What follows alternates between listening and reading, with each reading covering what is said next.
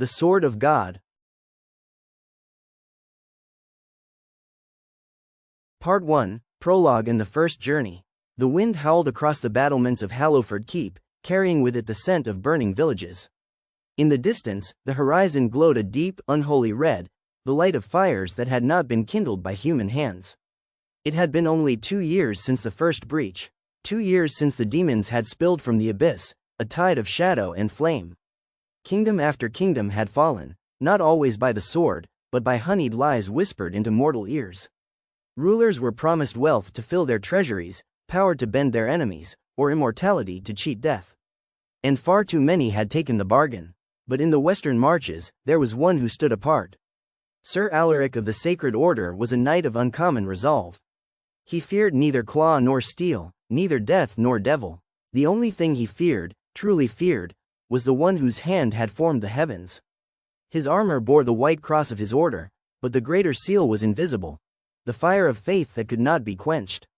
Each morning before the sun touched the high towers of Hallowford, Alaric would kneel in the chapel, place his sword across his palms, and pray. Lord, make me your hand against the darkness. Let no shadow find a home in my heart, and let me never bow to the glittering lies of the pit. Blank. The summons. It was on a night of heavy rain, when the storm seemed to shroud the keep in endless night, that the call came. The great cathedral was empty but for Alaric, the air thick with the smell of wet stone and candle wax. He was kneeling before the altar when a voice, deep, resonant, unearthly, filled the chamber. The demons gather at the ruins of the Sunspire. From there, they will open the gate of endless night. You will go, you will be my sword. Alaric's heart was still, his answer immediate. I will go, my lord. Within 2 days, he had left the safety of Hallowford, taking with him 3 companions. Sir Bertram, broad-shouldered, ever ready with a jest, and as skilled with his axe as any man in the order. He had been Alaric's brother in arms for years. Dame Elaine, sharp-eyed and quick-witted, a master of strategy but with a heart prone to fear. Sir Kale, younger than the rest, swift and deadly with his blade, but with a gaze that lingered too long on gold and jewels. First blood. The road to the Sunspire cut through a fishing village that now lay in ruin. Boats lay overturned in the shallows, the water slick with something darker than seawater. As the company entered the village square, the shadows began to move. From the alleys and broken doorways came shadehounds, wolves in form, but their bodies were made of shifting darkness, their eyes burning red. Their jaws dripped a black venom that hissed when it touched the ground. Shields, Alaric called, raising his sword. The first hound lunged, and Alaric's sword met it mid-leap. The blade flared with golden light, the creature's form unraveling into smoke with a hiss. Bertram roared as his axe split another, Elaine's spear darting quick as lightning. Kale fought well, but more than once his gaze flickered toward a shattered shop where a pile of silver coins lay scattered. Alaric noticed, and said nothing. Not yet. When the last hound fell, silence returned. But the air seemed to whisper. The first whisper. That night, they camped on the far side of the village. Sleep was uneasy. The air smelled faintly of sulfur, and the wind seemed to carry voices that were not the wind at all. As Alaric lay awake, he felt a pressure in his mind, a whisper that was not his own. The world will not thank you for this. But we could make you a king. He turned over, gripping the hilt of his sword. He prayed softly until the voice faded. By morning, he had decided. The journey to the Sunspire would test them all, and not all those tests would come by blade. Part 2. The Mirror Demon and the First Lost. The Sunspire lay still a week's ride away, and the road was growing darker. The fields no longer held the green of spring but lay blackened, as if fire had consumed them in silence. There were no birds, no livestock, only the creak of wagon wheels left abandoned in the mud, their owners gone without trace. The ruined chapel. On the 5th day, they came upon a chapel half buried in ash. Its bell tower had fallen, crushing part of the nave, but a single candle still burned in the sanctuary. We should stop, Kale suggested. If there's a priest alive, he may have news. Alaric agreed, though something in his gut stirred uneasily. Inside, the air was thick with incense and the faint scent of rot. A figure stood at the altar, cloaked in white. When it turned, Alaric's breath caught, for the face was his own. The Mirror Demon. It spoke in his voice, Sir Alaric, why do you fight? You could end this war in an instant. One word to me, and the demons would kneel. You could lead them, rule this broken world, save it in ways God never will. Bertram swore under his breath, lifting his axe, but Alaric raised a hand to stop him. The thing smiled. You fear nothing but your God. Yet what has he done for you, but send you into the fire again and again? You could have rest, riches, a throne. Chaol stepped forward before Alaric could answer. Is it true? Could the war end? The demon's eyes shifted to him. For you? Gold beyond measure. Lands to rule. You need only swear your name to us. Blank. Underscore. Blank. The choice. Alaric knew this was the true battle. Not steel against claw, but truth against lie. Chaol, he said, look at me. Their gifts are ash. They take your soul, and you are left with nothing. Chaol's jaw clenched. Easy for you to say, holy knight. You've never starved, never been spat on by nobles. I've had nothing all my life. I swore I'd take what I could. And before anyone could stop him, Chaol stepped forward and placed his hand in the demon's. Blank. Underscore. Blank. The first loss. There was a blinding flash. When it faded, Chaol was gone. Only his sword lay on the floor, the metal blackened as though it had been in fire.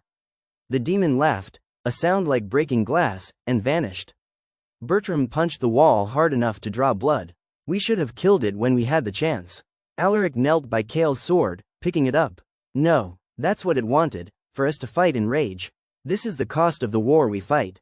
He said nothing more, but that night he prayed longer than ever before, his heart heavy with the knowledge that not all would be saved. Blank. Underscore. Blank. A new resolve. When dawn came, Alaric strapped Chaol's sword to his saddle. We ride for the Sunspire, he told Bertram and Elaine, and we ride knowing that the next whisper could be for any of us. Bertram grunted, let them whisper, I'm done listening, but Alaric saw the shadows still lingering in his friend's eyes. Part 3. The Siege of Black Hollow. The village of Black Hollow sat at the edge of a valley that had once been rich with wheat. Now the fields were a graveyard of charred stalks, and the wind that moved through them smelled faintly of sulfur. It was here the people had gathered for refuge, farmers, craftsmen, mothers with children in their arms. The nearest fortress was 3 days' ride, and the demons would be upon them by nightfall. Blank. Underscore. Blank. The approach of the horde. As the sun dipped behind the hills, a low, rumbling growl began to echo across the valley. Elaine climbed to the roof of the inn they had turned into a watchpost and froze. Alaric, she called down, you'll want to see this. When he joined her, his eyes narrowed.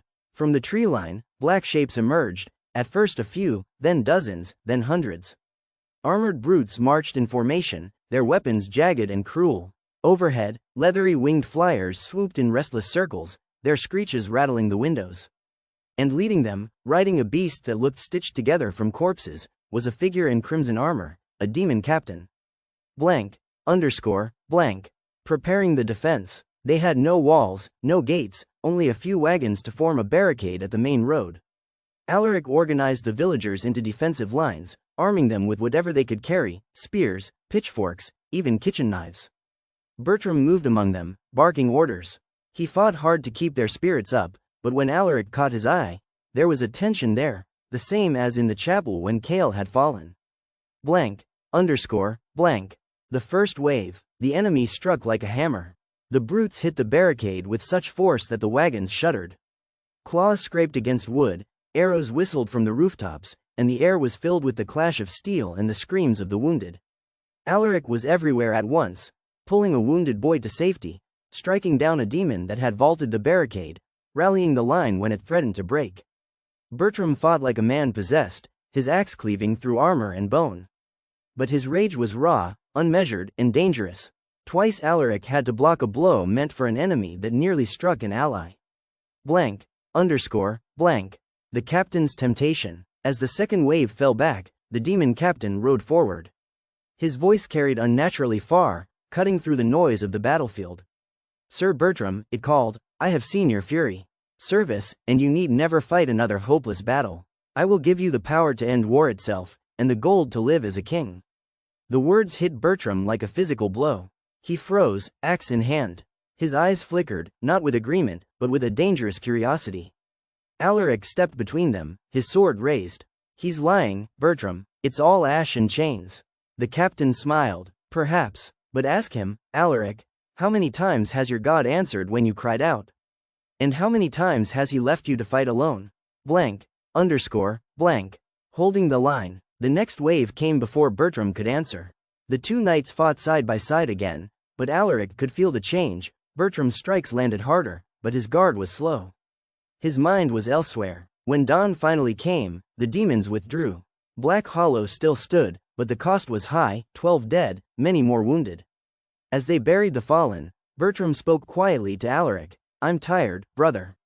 Tired of losing. If there's a way to end this without watching more graves be dug. Alaric placed a hand on his shoulder. There's only one way that doesn't damn us, Bertram, and it's the harder road. Bertram didn't answer. Part 4, The Siege of the Sunspire. The Sunspire had once been the pride of the Western Kingdoms, its golden tower visible for miles, a beacon to travelers. Now it was a jagged ruin of blackened stone, its spire broken in half, leaning like a snapped lance. At its base stood the Gate of Endless Night, a terror in the world itself, shrouded in swirling shadow. If the demons opened it fully, the abyss would pour forth without end. The march to the spire. The road up the mountainside was choked with rubble and the bones of the fallen. The closer they came, the colder the air grew, until their breath smoked in the dim light. Elaine's face was pale, but she kept pace. Bertram said little, his gaze locked ahead. When they crested the final ridge, they saw the army below, thousands of demons gathered before the spire, their campfires burning a sickly green. At the center of it all stood a towering figure clad in black and crimson armor. Malachor, Prince of Lies. The night before, they made camp in the shadow of an old watchtower. Alaric knelt alone, his sword before him, whispering prayers into the freezing wind. Bertram approached, silent for a long moment. Then, if we die tomorrow, tell me honestly, do you think God will meet us? Or will we be standing alone on that field? Alaric looked up at him. Faith isn't knowing the outcome. It's trusting the one who decides it. Bertram grunted. Then I hope you're right. The battle begins. At dawn, the horn of the Sacred Order sounded, and their small force, barely 200 knights and soldiers, charged down the slope into the sea of demons. The clash was chaos. Steel met claw, shields splintered, arrows darkened the sky. Alaric moved through the melee like a man aflame, his sword blazing with holy light each time it struck. Bertram fought beside him, their blades cutting a path toward the spire itself. The Prince of Lies. They reached the base of the spire just as Malachor stepped forward. His voice rolled across the battlefield like distant thunder.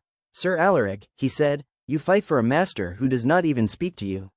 I could give you what he withholds, a kingdom, a crown, 1,000 years of rule. The words seemed to press against Alaric's mind, heavy and sweet. For a moment, he saw it, a throne of gold, his people safe, the war ended by his will. Then he forced the image away. A crown without God's light is dust, he said, raising his sword. And your promises are chains. Malachor's laugh was like grinding stone.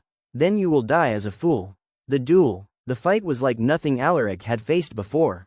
Malachor's blows struck with the force of siege engines, his blade wreathed in shadow that hissed against Alaric's armor. Each time their swords met, sparks and light flashed, and the air itself seemed to shudder. Bertram tried to join the fight, but Malachor struck him aside with a single backhanded blow, sending him sprawling into the rubble. The final blow. Alaric's arms burned, his breath came ragged, but he refused to yield. Then, in the smallest pause between strikes, he whispered, Lord, this battle is not mine, but yours. Guide my hand. Light flared from his sword, brighter than the dawn. He drove it forward with every ounce of strength he had left, piercing Malachor's chest. The demon prince let out a roar that shook the mountains, then dissolved into a storm of black ash. Aftermath. The remaining demons broke and fled. The Gate of Endless Night began to collapse in on itself, the shadows receding into the ground. Bertram limped to Alaric's side. Well, he said, grimacing through the pain, looks like you were right. Alaric sheathed his sword. This was only one gate. The war isn't over. Part 5. Shadows in the Capital. The victory at the Sunspire was hailed across the realm. When Alaric and Bertram rode through the gates of the capital weeks later, the streets erupted in cheers. Flowers rained from windows, children waved wooden swords in imitation of their hero. But beneath the celebration, Alaric felt a weight in the air. He had felt it in other places, the lingering presence of something unseen, watching, waiting. An audience with the king. The royal court was a hall of gold and glass, the banners of the realm hanging proud above a floor polished to a mirror's shine. King Edric sat upon his throne, his crown tilted slightly as though it weighed too much. His smile was warm, but his eyes were not the eyes of the man Alaric remembered serving years ago. "You have done us a great service," the king said. "The Sunspire is safe, the gate closed. Now the realm must rebuild, and we would have you at our side as Lord Commander of the armies." It was a generous offer, one any knight would consider the crown of his career. Yet even as the words left the king's mouth, Alaric heard something else beneath them, a whisper, faint but familiar. "With this power, you could shape the world as you wish." The temptation of the court. That night, Alaric was given chambers in the palace. Servants brought him wine, fine meats, and silks. Nobles came to speak with him, men and women of influence, offering alliances and flattery. Bertram thrived in it. He laughed with the lords, drank deeply, and began to speak as if their mission might be better served from within the palace walls. One evening, Bertram said, "Think about it, Alaric. With the king's favor, we could raise armies in months, take the war to the demons on every front. You could command all of it." Alaric shook his head. "If the throne is already touched by the pit, then every army raised under it will be a poisoned blade." Bertram frowned. "Maybe not. Maybe we could cleanse it from within." Alaric didn't answer, but in his heart, he knew the demons would not fight openly here.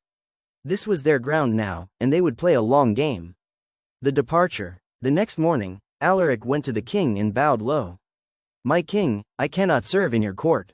My place is on the road, where the enemy's hand is visible, not hidden behind gold." Edric's smile faltered, and for a heartbeat Alaric thought he saw something cold flicker in the king's eyes. "As you wish," the king said softly. "May your God guide you, though he seems to send you always into the fire." The words were too precise, too sharp, to be his alone. Alaric left that day, Bertram at his side, but he could feel the court's shadow clinging to them both. Part 7. Into the Abyss. The tracks were easy to follow, deep gouges in the snow where armored feet had trampled through, leading east toward the mountains. But as Alaric rode alone, he knew the real trail wasn't in the snow. It was in the cold that seeped deeper with every mile, the whispering voices that pressed in around him, promising rest if he would only turn back. He prayed aloud as he rode. Each word seemed to push the whispers a little further from his mind.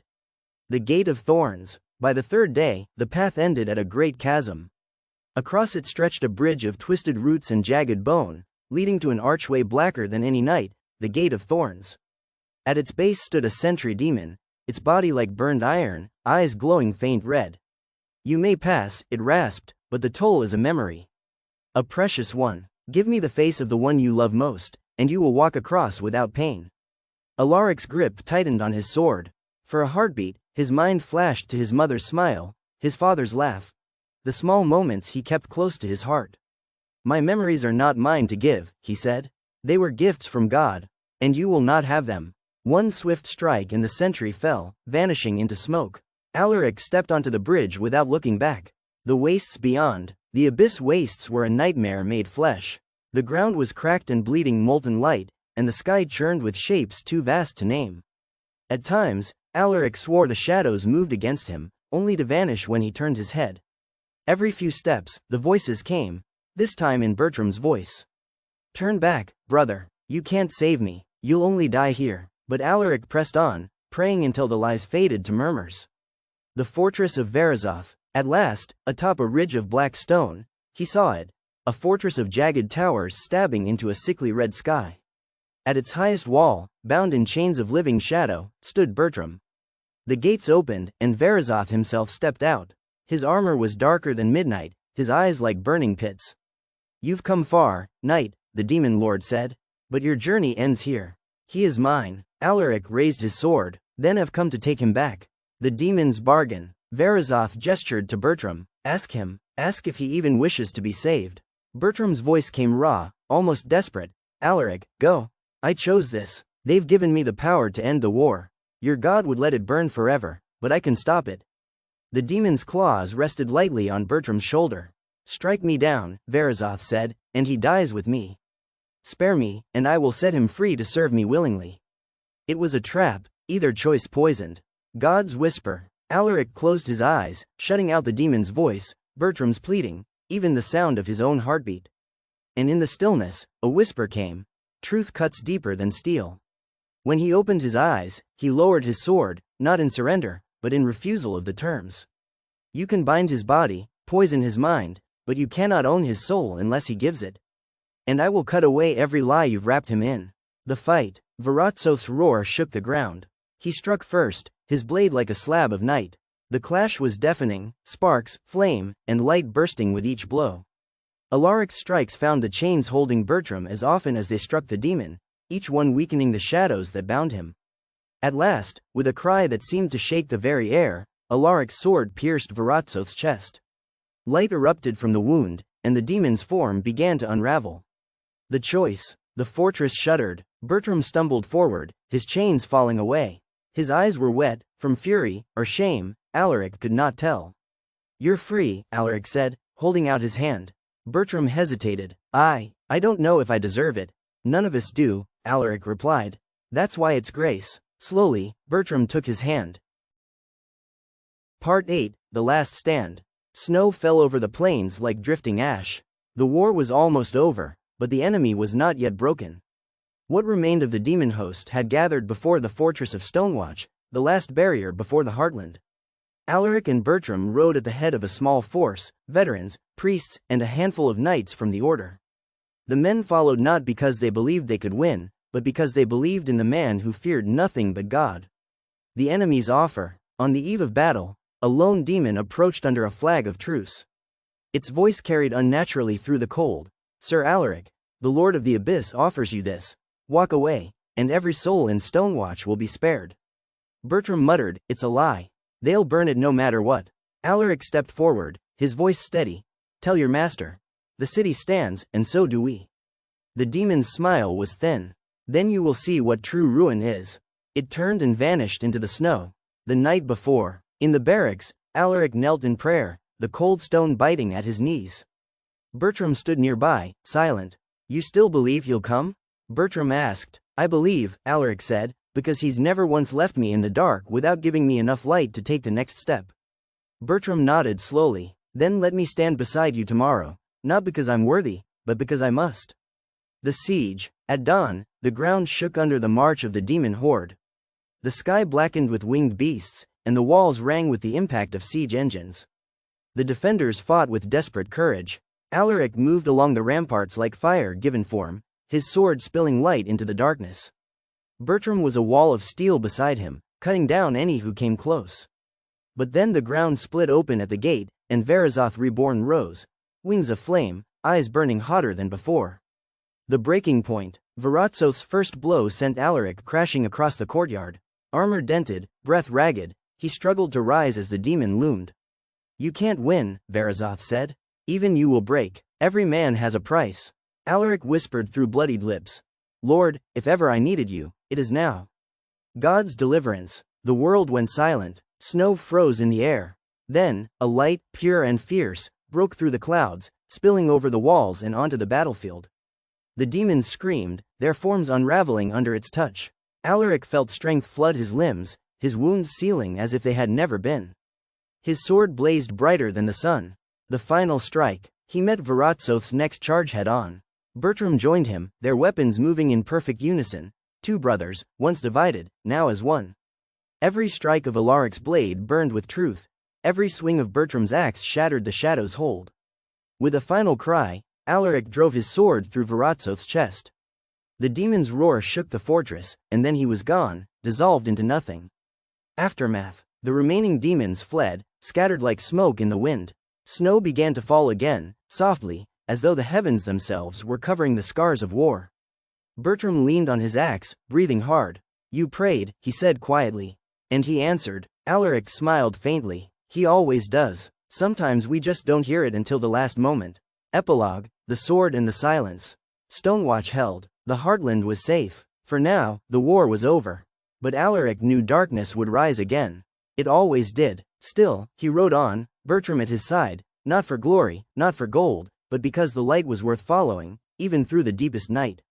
And the knight who feared nothing but God remained the sword of heaven against the darkness.